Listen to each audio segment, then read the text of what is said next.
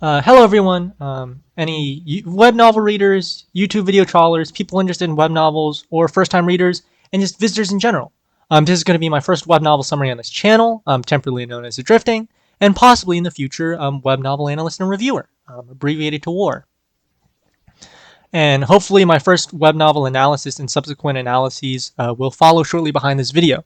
However, looking at like how long this original audio was technically supposed to last, around 2 hours, that might take a little bit. So yeah, I really intend to make this a weekly thing. That's the goal. So yeah, when I do get that up and running, that's going to be quite cool. So when I first started reading the story, I knew I had something amazing on my hands. And the reason why I knew that is because the way that the author wrote the material, the topic he chose was just different than anything else. And I was just as excited when I started preparing this because I knew I would be able to share with everyone an amazing story. Now, before I get into the book, so with that tangent out of the way, let's talk about the story. Now, the story I've chosen to share with everyone is called Tomorrow Has Not Arrived, or Tomorrow Hasn't Arrived, which is abbreviated to THA, as most web novels are. And that's my personal translation on the novel. The best machine translation that I've come across is Tomorrow Is Not Here. TISH is what it's abbreviated to. Tish, which is easier to say, but I prefer my own translation.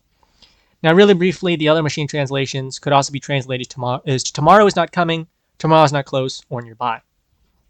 And all these translations come from the 4 original Chinese characters, the original title, which is Ming Wei Ling, right? And just to give a quick breakdown of that title, because I am going to do a quick analysis of that.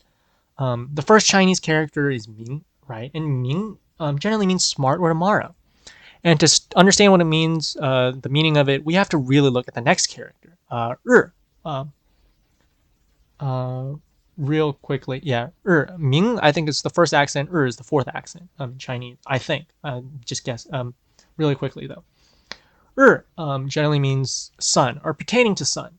It can also pertain to calendars, a calendar day, or just a day in general, or a date, right? But how we know is that when used in conjunction with Ming, Ming'er means tomorrow. And then we have the other 2 terms, Wei. Wei by itself generally means future, like 未来. That's generally how it's used. But a grammatical term, it generally means has not or hasn't. And in this context, hasn't really applies to the following term, or haven't, I guess, as well. Ling, that's the following term is Ling, and Ling generally means coming on its own. It's commonly seen in the phrase 欢迎光临, which is a welcoming greeting that's used in Chinese. This phrase is used in Chinese stores, shops, restaurants, and businesses.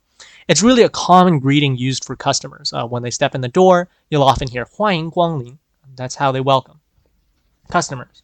And so this title, Ming Wei Ling, translates to Tomorrow Has Not Arrived. And so now we're going to start getting into the background information. It's more timestamps and just future stuff. The book has around 5 volumes and an epilogue, which totals to around 1.8 million Chinese characters. I rounded up, of course. It's not as intimidating as it is. I'll give you some context in a little bit, but a little more background information. I like to say it's around 1.78. That's just the way I read it. But on the site, it's actually 1.718 million Chinese characters. So it's closer to 1.7, but I always often leave out the 1 and just say 1.78. And just some context on that number 1.8. It sounds intimidating, but really, this is not even like some of the longer ones. Generally, you'll see a lot of novels being 2 million characters and up. That's like an actual search category on the site. There are books, there's search terms for between, like, I think 100,000 or half a million to a million, and then the next level up would be 2 million, right? So 2 million, this is below that number, below the threshold of 2 million. So above 2 million, they're not rare, but they're not like super common either. They're not like dime a dozen. So there are quite a few books above this length, and this is considered a decently sized book, but definitely not out of the norm and not super long. So it is definitely readable, and I'll get more into the context about length later. But for now, just some references that would be similar to would be the Harry Potter series by J.K. Rowling. Now, that book has 7, I think maybe even 8, which is like the Hidden or Destiny's Child to play, but it definitely feels much shorter, and because Harry Potter's is 7 and this is 5, and it's probably much shorter than Harry Potter, but I just wanted to give everyone just some sort of reference. And another series that you might compare it to would be, in terms of length, would be The Song of Ice and Fire, also popularized by Game of Thrones, by George R.R. Martin. Now, just a quick side note. At first, I wasn't sure that was the title and series of the books. I've just heard it in passing, both George R.R. Martin, Song of Ice and Fire, Game of Thrones, and whatnot. So I went back to do research, and I was pleased to find that I was correct. Now, here's where it's a little controversial, but to be honest, I'm just going to lay this out there. I haven't read either series. I'm a web novel person through and through, so although I've had an interest in fantasy, I've gone through some anime and manga, in terms of all these, I haven't really engaged with the community, or really went that deep. And that's why I decided to keep my niche, or at least for now, start with web novels before I even go into those topics. So yeah, I might get burned by the book reading community, but if that's what it is, so be it. Now, personally, my personal opinion is the length of the story is closer to the length of one book in particular, the length of Crime and Punishment. Now, it's not that much of a slog, but around that 300, I think, to 500 page range, that's about what it is. And you can even compare the way it's published to the way Crime and Punishment was published, which is chapter by chapter. Very similar way of reading and how to read it. Now I'm going to start a little tangent, actually after this. So it's hosted on Qidian, like most good novels. And here's where the tangent starts. The story, the author's timestamp as well. So back to the story. The author started writing this around 2019. I guess I'd gander around early 2019, although it could be like the fall of 2019. And he finished quite recently at time of writing, which is the 1st of July of 2020. Now, just future proving, and so people can have some context, this is really during the pandemic season. The pandemic, I think, starts around September or October in China and Asia.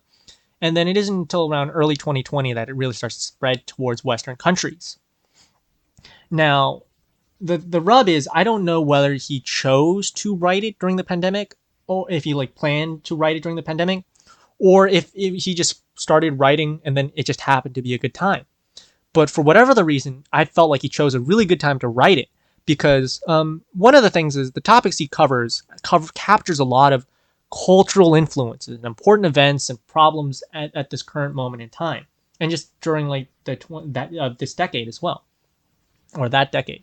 He does. I don't think, in my personal opinion, in analysis, I don't think he goes into the pandemic, but he does draw upon current cultural events, problems, and cultural figures, and he combines all this to turn it into an amazing story. He even goes into some anime and references as well, and which I think is quite cool. I think it was a great move on his part, just because it's one of the best times for people to read his work and for him to write it. As I said, I don't know if he planned it, but or intention, or it would just happen to be. But my personal opinion is just right place, right time. Not necessarily good fortune. I don't like to call it good luck, but just good timing. And so, just more on the book altogether as a whole. I mentioned before, I get into the context of it, and here's of the length. Altogether, the book and the story comes out to 768 chapters, including author testimonials. Now, 768, what does that mean? Well, in context, right, at the very low level, the short web novels will go from between 500 to 100 chapters. Now, this would be like a novella size, like a chapter level book, like one of the first chapter books a kid might read, of web novels at least. These are your love stories. A lot of first time writers, like this would be like children's authors and whatnot, but love stories and first time writers write at this level. Their quality is still quite good. I find short novels are always good novels, because even though they're short, they're quality, right? These are first time writers, love stories, and dramas. Then you have the next level up, which is Korean level novels. I like to call it Korean, but we'll just call it 300 mark or threshold.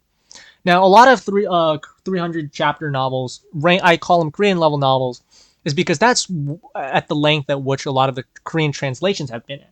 Although possibly Arena, Seoul Station Necromancer, which is very similar to Apocalypse Cockroach. I'm pretty sure Apocalypse Cockroach is Chinese, and Seoul Station Necromancer is Korean.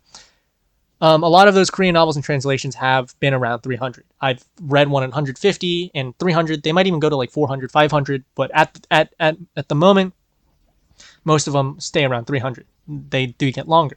A lot of these novels, because they're short, they generally are quality, right? There are some without that, but a lot of the Korean translations turn out to be quality. I may get into more of the genre and whatnot later, but as I said, separate video, not at the moment. Now we get to some of the major thresholds of 500. I'm really going to skip around to 800 actually, because a lot of experienced web novel readers have a standard of how long they want the length of their book to be. Because if someone's starting to write it and they only have 50 chapters, it's really frustrating to have to wait week by week or even day by day if people are publishing daily. So like 100, under 100 is some people's threshold, especially for some first-time readers and even English readers, like just pure English readers. Some and a lot of the Western web novels, especially on Royal Road Legends, only reach up to like 200. I say only 200 is an impressive number, but in comparison to the length of Chinese web novels, they go much further, more depth. Now, some experienced Chinese web novel readers, or even web novel readers in general, will start to reach 500, 800, 1,000, 2,000. But my threshold recently is around 800 to 1,000, and so that's what I'm comparing it based on. But yeah, shorter than 800, they won't read anything shorter than 800. Above 800, you start to get to what I like to categorize wuxia or wuxia novels. These are the martial arts novels, Eastern fantasy, cultivation, and even some fanfics reach this level because you get to a certain point. I go actually I'll do that in a little bit. But yeah, around that threshold, it'd be like 500, 800, 1,000. That's around this level, and that's the length. And this story is obviously shorter than that. If I didn't mention before, this is a short tangent as well. So yeah, I've seen books that go another threshold would be that 2,000 chapter mark. If you could hit 2,000, that's a special mark as well. I think I've possibly read one or two 22,000 chapter books. I don't know if I finished it though. I know I've read ones that have gone that long, but I don't know if I could get that far. I've definitely read a couple, and even read to the point. I think 1351, 1600s, 1700s, 1800s. I've read a couple of those, a handful, of course, but I've read a couple. I'm not going to mention it here, but maybe in the future I'll go into some of those. So yeah, I'm trying to think off the top of the head if I missed anything. So, in comparison, back to the point, 1.8 million, that 1.78 million of this book is really nothing to scoff at, right? It's still decently sized. But as I said before, 2 million is quite common, and then this is not like super long. It's definitely not a book that you might want to first read. There's a reason why I did this. I did a debut summary on this one, but I think it's a good intermediary level novel, especially if you're maybe not the first one to get into. It could be a good one to get into if you're starting to read the machine translations or just trying to read raw ones. But this it is quite long, but still great though. It's not as long as some of the longer ones. 800 chapters, right? So yeah, that really concludes this short tangent, and now I'm going to get into the author of the story. Now, the author of this story is written by the Chinese name is Reng Qiuming. Now, getting into the English translation, my Chinese proficiency is not the best. Okay, so I use a lot of machine translations like Baidu, Bing. Sorry, I think I forgot to mention Yahoo and Flickr. I don't know why that comes to mind. But yeah, so Bing, Google Translate, Baidu Fanyi. Those are the machine translations I use. Because my Chinese proficiency is not the highest, so I'm really guessing on most of these. So if I do get something wrong in terms of Chinese translation, put in the comments. I'd love to read that because kind of want to improve Chinese proficiency. Full name, his pen name at least, Reng. I guess by the character on the left, which is called a Dan Reng Pao. Two strokes generally has to do with people, descended from the Chinese character Reng. Now, what that means, what that means is it has something to do with people or persons. And my guess would be it means to recognize, like to recognize someone. I couldn't find any information that confirmed it, but that's what I guessed. Chill is something I'm a little more familiar with. It's autumn or fall. I can say quite I can I can find evidence, and I could say quite confidently chill means autumn or fall, that season of the year. Now Ming is a little bit more difficult. When I put it into the machine, I didn't get anything out. It's just one of those names that just like don't necessarily mean anything, like John. By themselves, they don't really mean anything. But in terms of context, what the machine translation gave out, especially I think this is from Baidu, I got the translation autumn drizzle. Now, yeah, if anyone could come with a better translation, that'd be great. But for now, I'm just going to go with autumn drizzle. Now, if you're interested in this work, you might want to check out some of his previous works. And he wrote works like, and the English translated titles, machine translated, of course. But I can kind of confirm is This Assassin Has a Problem and Magic Punk. Now, originally I wanted to not learn the Chinese name and pronunciations because that would take a while. Which was my original guess would be 这杀手有个问题 and 魔术少年, right? And then I wasn't even gonna guess on the last work that he did. But looking at the titles, they're actually not that difficult to read, which is This Assassin Has a Problem. The original title is 这个刺客有毛病. And then Magic Punk, the original title is 魔术朋克. Now, I don't want to really break it down too in depth, but I'll just do it really briefly. 这个 means this, 这 is this, and then 个 is generally a measure word or is.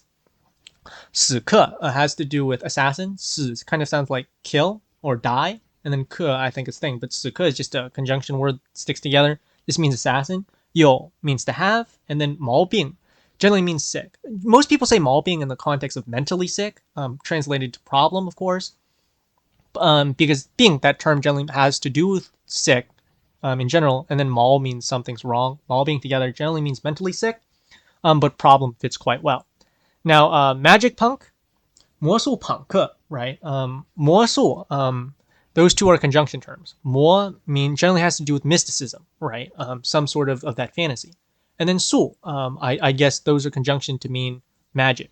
Now, 术, that word is interesting because by itself, it is a homophone for 法, which is like law, 法律, 法学, that type of stuff. And then 朋克, it's an interesting term because 朋, the two moons generally mean friend or 朋友. So that's 朋. And then 克 is a homophone or just an onomatopoeia or just one of those audio sounding words that just sound similar. 克, right? Like you can hear it in 夹克, or which is jack or jacket. Which is Jacque, however you pronounce that French word. But 魔术朋克 translates to magic punk, and strangely enough, it reminded me of the anime Desert Punk. And he's currently working on a title called Sky Shroud Invasion. I wasn't even going to give my best guess at this because, yeah, I'm not getting that. But the translation is 天围入侵. I'm not analyzing that. I don't understand the terms, too difficult. But yeah, that's his current work. And yeah, if you really like the story, go check out some of his previous works. Those might be some ideas that you might want to look into. And yeah, that concludes the author. And now I'm going into the summary. Personally, I do a hybrid translation between the machine translation and some of my personal grammatical English edits. I mostly just do light touches though. Most of this, I really want to keep it in the author's words. But with translation, sometimes, you do it for ease of clarity. So now here's the translation. In the year 2130, in the future, of course, 100 years from now, 120 years from now, at date of writing, the sun has gone out and the earth freezes over. Lu Yuan, one of the last survivors of that frozen era, returns to the year 2125. He has 5 years to change the future, relying on the auxiliary light brain. For some context, I'm going to interrupt with some of these. Auxiliary light brain you can come to as one of those microchips. It's like in AI that generally you help, or in web novels, a protagonist would attach to his brain for computing power, just to do calculations. That has accompanied him back to the past. And Lu Yan's decision to save the world is he decides to use video games. games. Experienced web novels will know where this is going.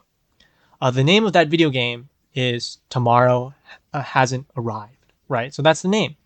And the setting and the plot of the game is that it's set during the time after the sun has gone out. It's a post-apocalyptic game containing a lot of the tech that. So here, the author included a lot of tech that he may or may not write about.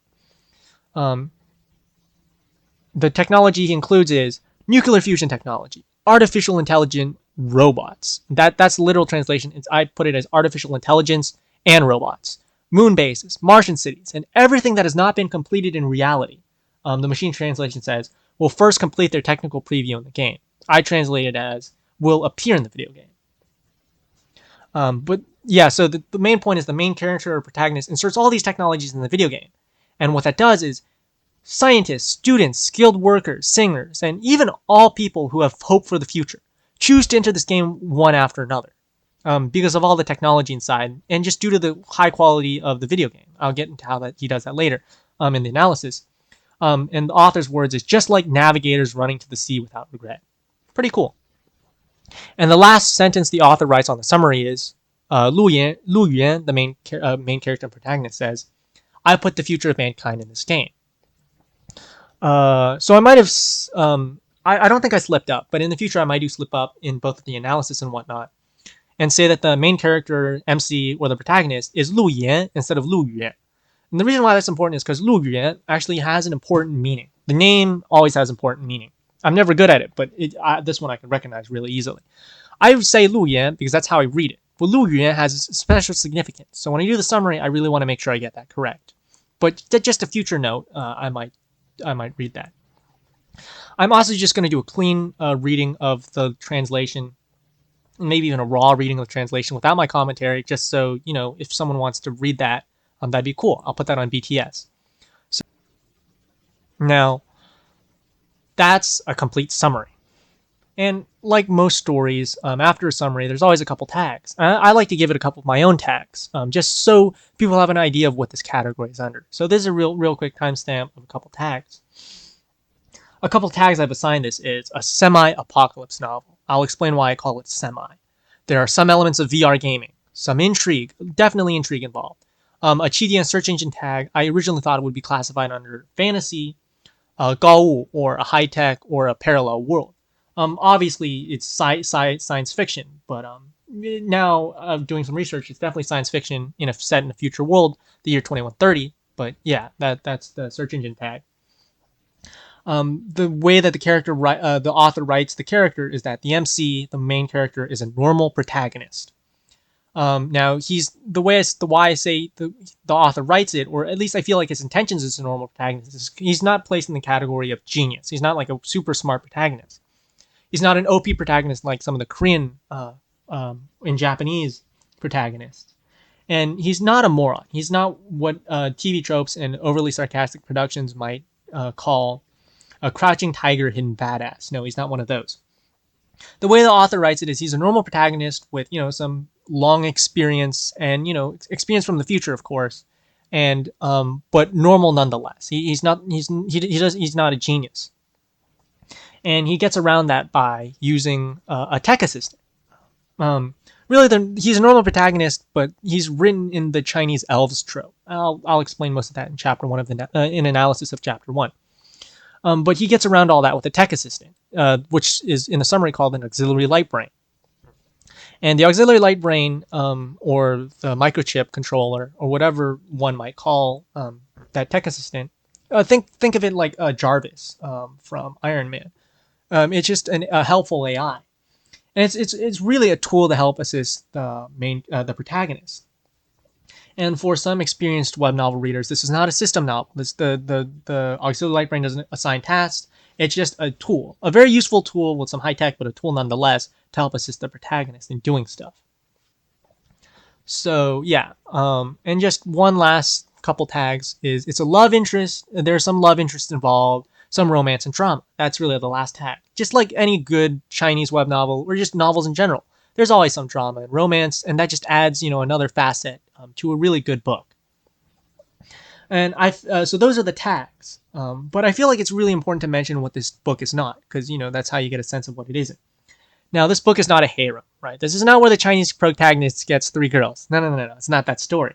There's a couple, Chinese web novels, Japanese web novels. They have that, which really goes to show, the bar. But it's not that type of story, which I think says volumes about it. From what I read, I couldn't find any sense of. I felt it was absent of racism.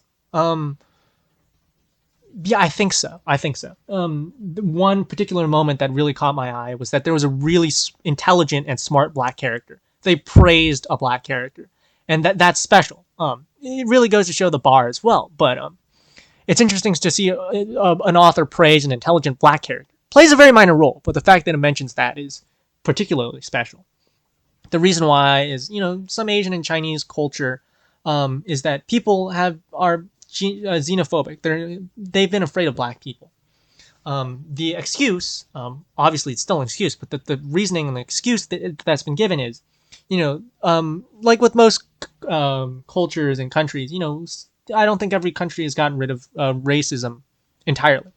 Nordic countries are quite, xenophobic. China's quite xenophobic. Asian countries are quite xenophobic. You've got Japan. UK at times can be. America's definitely not got rid of its own. Germany and one group of people I don't want to advertise, the French, Italians, are xenophobic and racist, against African people and like Turkish, Islamic, Middle East, and Egypt and Turkey have their own sets of problems as well.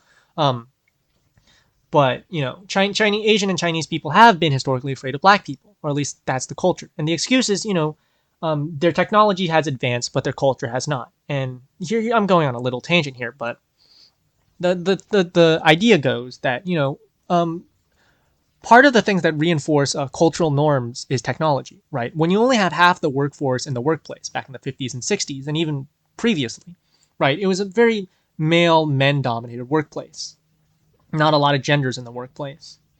And so when you really free up the workplace, not just for genders, but for race as well, like when black people entered the economy, when German, Irish, Eastern Romanian, Eastern European peoples entered the economy, Latvian, Mexican, South American, Spanish people entered the economy, you really start to get a boost in production. And when you open that workforce up to all genders as well, I was about to say both, but I feel like in this politically, well, just not the right term in the moment. When you open the workforce to all genders, right? What it does is it allows cultural norms to change, right? Because when productivity increases when people are treated equally, right? Like you can't just have men being treated specially, or even just race being treated specially, because that just doesn't increase productivity. It doesn't motivate people. So cultural norms change with technology, and the excuse and the reasoning behind China's cultural norms not being up to date or just being as sensitive as the modern world, or not even modern, just the Western world, is because their technology is quite advanced, but their culture has to take the time to advance as well. But historically, you can see some of that xenophobia and racism in the Koreatown riots of LA. That's just a quick example. And a high five joke. Now, I don't know whether this is YouTube friendly. Worst case scenario, I clip it out, I cut it out. But the way the high five joke goes is, this is questionable at best, but I feel like it's quite tame and it doesn't really, it's not like super racist. But the joke goes, a black guy goes to an Asian for a high five, and he shouts high five, very kindly, of course. The Chinese then gives him $5 in the hopes that he goes away, and the black guy just looks at the Chinese guy confused. Now you can kind of see the racist, well, not even racist undertones, but just the miscommunication between the two. But that's generally historically how the relationship has been. There is some fear and thing. I won't get too much into analysis. You could kind of tell from the thing, from the joke, but yeah, maybe that might not even be a joke. That's more of a story, but that I think kind of goes to show that kind of relationship. And then moving on, I was really surprised to see this is not like, well, I mean, it is, you have a male MC, I think a male author. And so it's not going to be a feminist novel, unfortunately, but it's not super male antagonist is like, the center of the story. No, it's not that story either. As I said, it's not a harem, so it's probably not going in that direction. And so, because it's not that type of story, you see that a lot of the female characters get a sense of agency. They're independent, which is special, especially in a lot of web novels and Chinese web novels in general. As I said, it goes to show the culture, but it's getting there. Yeah, a lot of these female characters, they don't depend on the MC. They revolve around it because you have a male MC, male protagonist. And I was surprised. I was surprised in a similar way, but in an opposite way than when I watched Indiana Jones for the first time recently. I knew the story, but I'd never watched it. I was surprised at some of the cultural norms displayed in that movie. And it's just the complete opposite of that. Or you could even watch OSP, Overly Sarcastic Production, the video creator Red's take on Don Quixote. I'll probably save that for the analysis because that is kind of relevant. But yeah, female agency is a thing in this novel. And one last thing this isn't is I felt like this wasn't nationalistic. Again, some Chinese people can be nationalistic, just like most, any American, German, British, or Russian person. Nationalism is just a thing. It's one of the things that come with patriotism. And the reason why I say that is because the American characters in this story aren't purely evil. Foreigners are not evil. The British people are not evil. I don't think there's any British, but it's just American, which is cool because, they focus on America. But, no one is purely evil. And there are even some decent American characters that aren't evil, because, foreigners can be some of the protagonists in Chinese novels and just stories in general. There are generally two types of Chinese villains. Accented Cinemas also did a story on this, video on this. There are foreigners, the British historically, sometimes French, but, French haven't really done much in China. Indochina, yeah, but not China. The British and more recently the Americans, just, antagonism and cultural conflict. But off the top of my head, the other villain would be Hanjie. It was what it would be known as. Chinese traders, traders of the same kind, or even just race traders. It's kind of like how Americans see Benedict Arnold, right? Really big trader to the country. So yeah, there are some American characters. There may be American characters and entities that are the main antagonists, but they aren't evil, right? They're antagonists in the way in the sense that they get in the way of the protagonist, the main character, right? And even then, he justifies it with good reason because he writes villains in the way that they all have their own agendas. This is a story where everyone has different agendas, and that's what causes conflict, not because people are evil and they don't like each other, or even racism. Although sometimes if there is, I didn't pick up on it.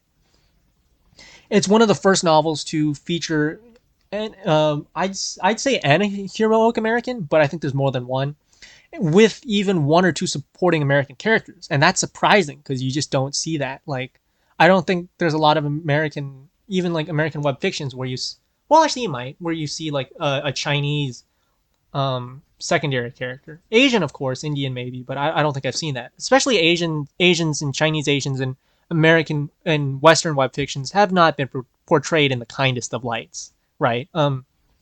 I think Accented Cinemas did another one on the Chinese female villain, which is cool, but maybe not the nicest light. And the way he writes it is he praises other countries, he praises America, and in doing so, he praises his own country as well, which some people might argue nationalism. And I definitely debate on that. I definitely debate you on that.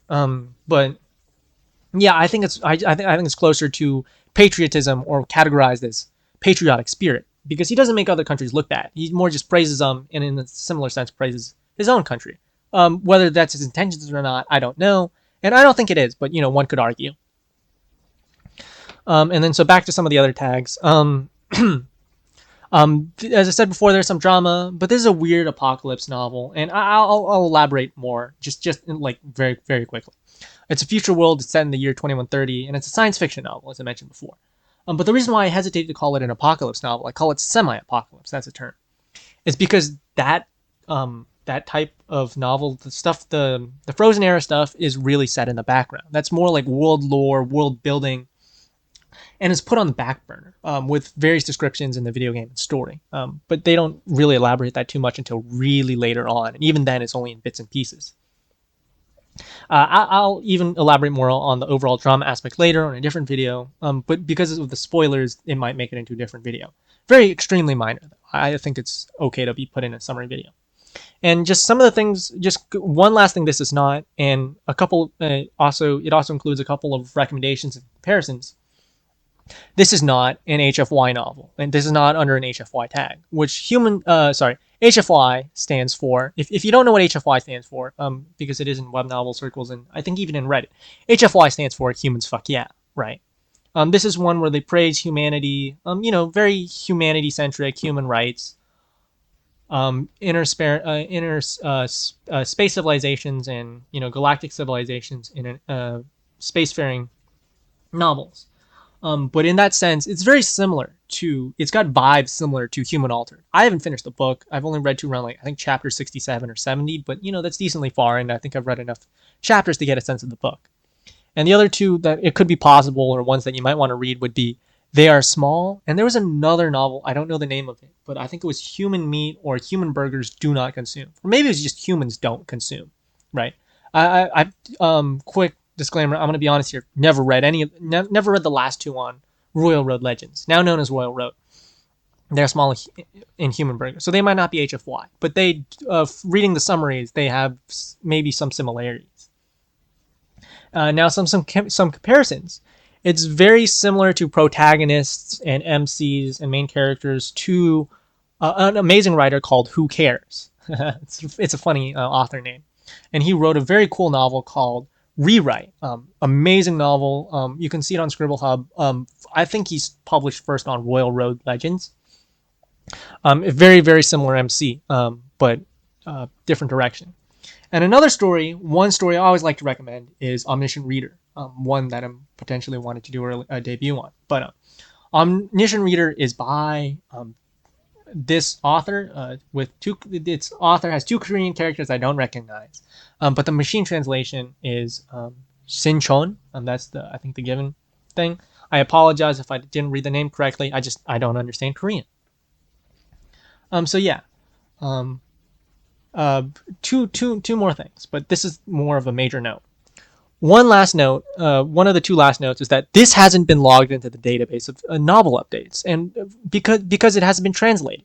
So if there are any translators who want to pick this up, I highly encourage you to do so. Right? It's so amazing that I really wanted to cover this novel as my debut summary and analysis. Instead, because there are definitely other giants I could have covered, like The Great Storyteller on web novel, any of the Coach novels by Ling Hai King Tao. The Winner's King is a great one, which is abbreviated to TWIK, or The Godfather Champions, which I think is an abbreviation of GOC, but I don't think anyone uses that. Blue Butterfly's King's Avatar, which TKA, I think a lot of people have seen the anime, it's pretty famous, and more. But I wanted to focus on one that I would be proud in, and I thought this would be great to debut. And the last thing I want to mention is it's another return to the past. It's a do-over novel, as one might call it. But it's, how most do-over novels, if you've read some web novels, have a lot of business aspects involved, tycoon aspects involved. But it really tones down less of that, and it's got more of the drama aspects to it. And so that really concludes most of my quick summary, and I go more into analysis and the rest. And spoilers abound. So yeah, what I do is I go into the volume chapters and drama, and analysis as well on a little bit of drama. Very minor spoilers, but that might not be something you want to hear. So I might split the video here. Now going on to some analysis and spoilers on the drama tag. Very minor, extremely minor, of course. I don't think it'll impact your reading, but if you're sensitive about that thing. One note on the level of drama. It's been toned down by one of the organizations in China, which some people would call the Chinese Censorship Committee. The Chinese Literature Regulation Committee, one of those fancy Chinese naming systems that they used in like Soviet Russia and even now. I don't like to talk much about it just because I don't like deriding people, organizations, and it's one of those organizations. It's one of those organizations, and it's one of those organizations that if you mention their name, you get on their radar. Especially if you do a Google search, right? It's like, why are you searching this term? Why do you need to know this, right? Need to know basis. And just to get any curious parties in trouble, I do put some interesting links in the Google document below. Give me one quick second.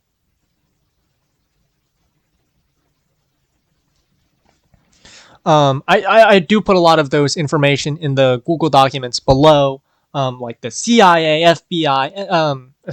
But some acronyms that you could search up, equally search up to get yourself in trouble, just like I did, and they might like put you on a list. Would be international and U.S. Mostly sticking to U.S. though. International might be like Interpol, MI5, MI6, GSG. CS:GO terms and whatnot, or Rainbow Six Siege.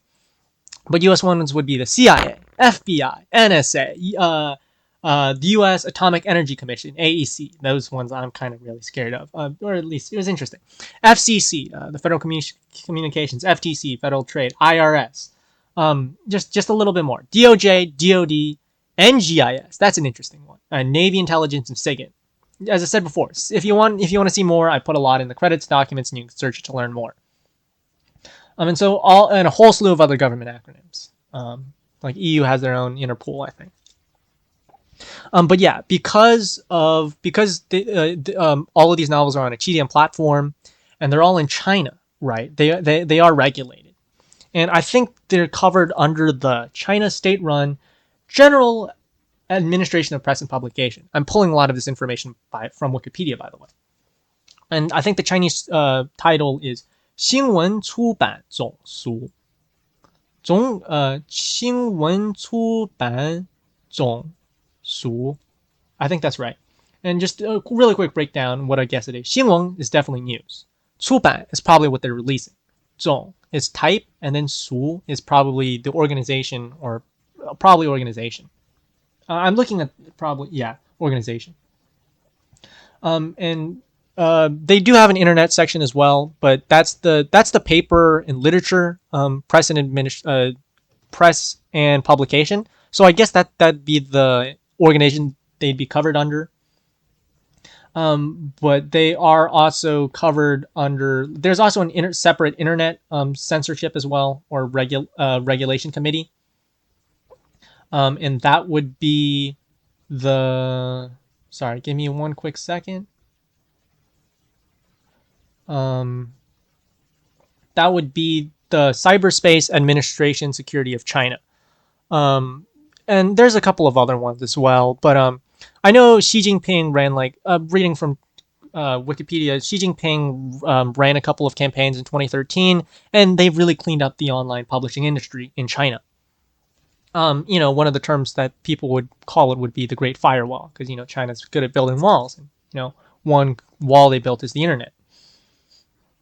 And so one of the works that got caught in the crossfire, quite a famous novel and example, is Iris, which stands for I Really Am a Superstar. Really big work. A lot of Western influences. I think the author's name, I don't know the pronunciation, but I'm going to give my best guess. It's Chang Yu, which the English translation has been tasty. There's a cool CK Talon photos and whatnot in the credits document, and probably on screen. But the Chinese idiom goes, you kill the chicken to scare the monkey, right? Or in English, it would be made an example of, right? So Iris, this novel was made an example of just for some of the questionable things they found in the book. A lot of the romantic intimacy and interactions, no drug use, but they really want to differentiate themselves from like Hollywood, where they commercialize, and capitalism, they commercialize, sometimes drug use, cigarettes, and I think cigarettes is okay though. Drinking, alcoholism, drug abuse, they don't really encourage that. And then romantic interactions and intimacy, right? They try and regulate that a little bit more. And ever since they shut down Chang Yu and his I Really Am a Superstar, the whole scene became more tame. Like, people weren't, I don't want to say we're not afraid to step out of line, because people still do. But it's more the fact that, they kind of knew that there were some things that they weren't supposed to write, is the best way to put it. So in the story, the romantic interactions have been taken down a notch. So you might find in the drama scenes, the romantic scenes, the author wasn't able to write a lot of intimate scenes, a lot of romantic intimacy, and a lot of intimate actions, right? A couple come to mind. I'm not going to say whether he writes them really well or not, but I'm just going to say there were some really great moments in general. But what this does is it really puts the focus on science fiction, and I really enjoyed reading the science fiction. That's why I stayed. That's why I kept reading this. Now you'll get to some of my analysis in the volumes. Although the science fiction is great, the drama is what really makes it so amazing to reread multiple times over, second, third, and fourth time. I've only read it twice, of course, just because it takes a lot of time. But in the story, and by the author, you can still find like maybe I think you could still find just hints of romantic interaction. In my personal opinion, of course, it could be more than what I think. But I have my own thoughts about like romantic interaction in books. Again, analysis video. That's saving that for analysis video. But those romantic interactions that seem just quite innocent. And so that really concludes the drama spoiler section. Really a lot just more background information, to be honest with you. Now I'm going to move on to the volumes section, right? Volume 1 is really the introduction. I don't think it has a title. It would be Tomorrow Is Not Here, Tish, or Tomorrow Has Not Arrived, or possibly none at all, right? It's approximately 130 chapters, double the length of some of the later chapters. Definitely like double to 50% the length of some of the later chapters. But this is where the author really starts his focus. He really picks up his stride later on, but he started off strong. That is what I'm going to say. So when I started reading this volume, I thought it was a bit of a slog. He really puts a lot of effort into the characters, so you either get really super invested and interested in the characters or not at all.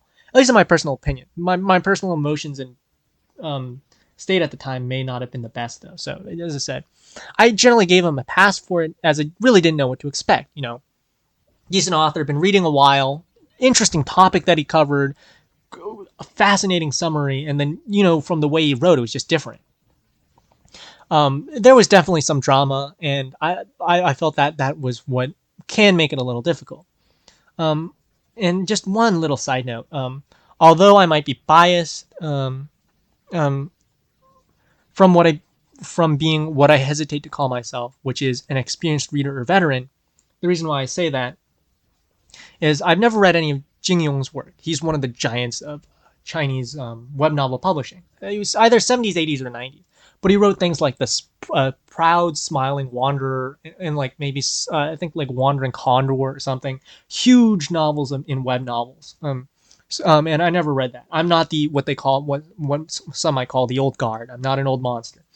But I think I've personally read my fair share of books, so I'm definitely past that newcomer novice stage. And I like to call myself, or I like to think of myself as the new generation. So that's pretty cool. And so my opinion may be biased in that sense, just because I have a little bit of experience. I've been reading for a while. I won't mention how long, but yeah. And so if you want more of the Chinese explanation, you can go back to either earlier in the summary, or if this is a separate video, to the summary video. As I said, so, oh shoot. No, I think I did give a former spoiler warning. So here is even more of a formal spoiler warning. I will probably, some of the volume titles may give spoilers, and I probably do a little spoilers. But as I said, this is more of an outline, so if you're interested, this might be some direction and some context to what you're about to read. So volume 2 is called, my translation is called The Fire of the Sun. The Chinese title is 太阳之火, right? It's around 374 chapters, of which 20 of them are free, and the rest are what they call VIP, or paid for chapters. And it covers a lot of nuclear reactor technologies and some intrigue. This is where the author starts to really build up a lot of tension, a lot of characters, and he writes them quite well, in my opinion. And it's really cool to see the direction it goes to. There's a lot of content in the first two. This is the longest chapter. Half the book even, right, is focused on volume 2. And really a lot of the action scenes really start to end up near the end of volume 2 and volume 3. So if you're not excited by then, it may be time to put down the book, at the end of volume 3 at least. But a breakdown of the Chinese title, 太阳之火, because this is, analysis. 太阳 means sun. It's a conjunction word meaning sun. 太 by itself, that individual character 太, generally means large, big, something of the sort, a large amount or big, or even old, right? Or I think the term would be grand as well even. but I could be wrong. And then Yang, I've never seen Yang be an independent character. I think maybe for Sun's Ray, but Yang is generally, I don't think, independent. It's generally always in conjunction with Tai. But Tai can be with other words, like Tai Re Tai, like extreme would be. But yeah, Taiyang, Yang is always with Tai. And so those two words in conjunction mean the word sun. Then you get to 之火, which means fire of. 之 means of, like of something, and then 火 means fire, right? So 太阳之火, if you literally translate it, to be son of fire, but with the way Chinese grammar works, it's just fire of the sun. And then you get to volume 3, which can be translated to Babel Road, but I think a better translation would be Road to Heaven. The Chinese title is 同天之路. It has 60 chapters, and it starts to focus on more of the game aspects. It goes into the background of the video game, the future, and other interesting scenes that the author really decided to include. Very fascinating stuff. Very descriptive. Very well written. Now, just a breakdown of the terms. As I said, I try to keep this less spoilers because I just want to give you guys an outline. But so I'm not going to go very in depth, but I'll give a basic summary. 同天之路, that's the Chinese title. Now, 同天 generally means heaven, and how that breaks up is 同, that individual character means to open up, I think, and then 天 generally means sky, or it can even be used as the word heaven, right?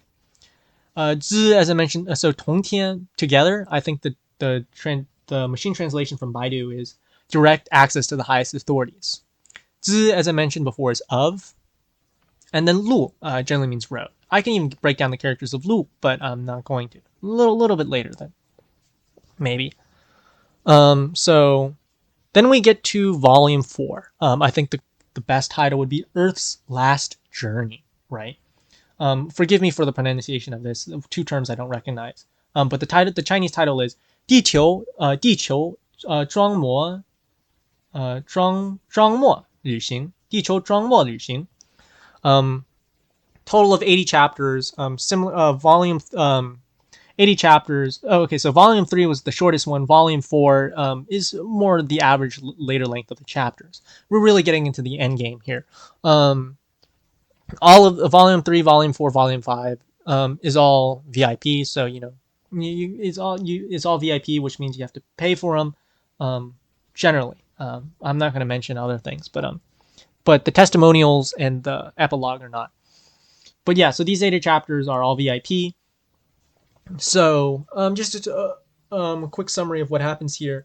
This is really where the author puts in some interesting ideas into play. A lot of the foreshadowing. He throws in some cultural references that are quite great. And he talks more about how the story develops. He makes time pass by, and you see character development and some fascinating story ideas. But just a quick breakdown of the title. 地球 generally means Earth, right? How that breaks down to is 地, that Chinese character means ground, earth, dirt, land, or place, and then 球 is just ball. And the way that this comes out to is very similar to how English uses geo. Geo, like geocaching. Gaia would be something. And like Earth in the way that Earth, how Earth was named, Earth in Greek. How people call geo like there's some terms that like geo means like dirt, right? So like Earth is kind of like a dirt ball, right? Because Earth is one of the planets that wasn't named after a Greek god, like Venus, Jupiter, Mars. So yeah, Earth really symbolizes like Earth is special, right? Not just because it's home, but the way we call it in terminology. It's very similar to dirt ball. Even colloquially, we call it the blue marble. So in Chinese, it generally means dirt ball. It could also mean ground ball, the land ball, or even like our home planet. Even one could say that's what it translates to. But the more literal translation is dirt ball. 庄末 generally means end, death, demise, finish in the sense to end. And then mo I think means last, final, or terminal, as in final or incurable. And together it felt like that formed the term last, 庄末. And then 旅行, 旅 by itself generally means travel or vacation. That's generally what the term means, having to do with travel in general. And then xing is just a conjunction word. It's a homophone for another word called bank, right? Ying. But 旅行 generally is always in conjunction with each other, and it just means to travel or journey, and altogether translates to Earth's last journey. And then the very last volume is called The Stars in the Fog City. The Chinese title is 雾都全星, 雾都全星. A total of 95 chapters. This is the last stretch, and it's one of the longer ones. He puts a little bit more effort. I didn't. I'll get into it in a little bit. So I didn't really read this chapter for various reasons. One of which is that this is a chapter that the author, so as I mentioned before, the author inserts a couple of anime, cultural references, and characters, and one of those influences ends up getting a whole volume. It's not a fan fiction, but he pretty much makes this volume a tribute to another web novel, The Lord of Mysteries, A Lord of Mysteries. And that's one of a couple reasons why I skipped this volume. And I'm going to be honest here. I didn't read this volume, so I didn't read the full story. One of it's because I was kind of tired. I wasn't interested with the way the author was writing, and I don't think I could have made it through volume 5 because I felt like I got most of the good parts between 1 through 4. I got most of the content. However, there might have been some important and great scenes that I missed out on, and information that would have been cool to read. But I felt because I didn't read Lord of Mysteries, I wouldn't be able to get into it. One is I couldn't get into the Lord of Mysteries itself, and two is I wouldn't be able to get into this story, this volume as well. Because I felt that even if I did read it, a lot of references would have gone over my head, and I just would have missed out. So yeah, that's really cool. So a quick analysis on the title, or just a breakdown. Originally, I thought wudu was an inseparable term. But looking back, it's not. Wu generally means fog, right? So, or even mist, although I'm pretty sure they have a different term. From what I've been informed from a couple friends I talked to, Wu is the distinctive term for fog and mist, but I'm not 100% sure. It's generally used in the term 海雾. I think there's a term called 海雾, which is sea fog. And then 度, that's not the way usually people read it and it's written, but in this context, it's 度. What that means is city, capital, metropolis. And it can mean in a grammatical term is entirely, which is 多, but because it's pronounced 度, it means city, capital, metropolis. And an example would be a city called Chengdu, right? And so that's a city in China that uses the term 度. So 雾都 means fog. And then you have 全, 全星, that means galaxy or various stars. Now, 全, I'm pretty sure is a measure word for a group of, or like a group of, in the following terms, stars. Although I originally thought it was 群, like, for a group of people, but it doesn't sound right, so I'm pretty sure it's just 全. And then 星 just means stars. So altogether translates to 雾都全星 is the stars in the Fog City. And Fog City is I think an important place in Lord of Mysteries. And then finally, there's the epilogue. It totals around 7 chapters, and this is the home stretch. He ended it really well, I thought. So in the author testimonials, or in one of his final thoughts chapters, he wrote that he could have written more. I personally think that he wanted to end with the 8th chapter, or reserve the 8th chapter for some of his thoughts on his book, his thanks to various patrons and readers, his editor, and like it's just his wrap up. It's his wrap up chapter where he gets to write about what he thought about the story. So basically his concluding thoughts and anything else he wanted to add on. And I think the reason why he did that is because, in Chinese, 8 or 8, or I think it's 8 in Chinese means generally has a connotation of money, right? And that's my guess and analysis on why he chose to end on the 8th chapter. And I definitely would have loved to read more, but he ended it in a good place. He brought a lot of closure to the stories, to the characters, to a lot of the storylines. And I thought that was a really good place to end. And with that note, it really wraps up my summary of Tomorrow Has Not Arrived, 明日未临. And just a very quick PS or postscript.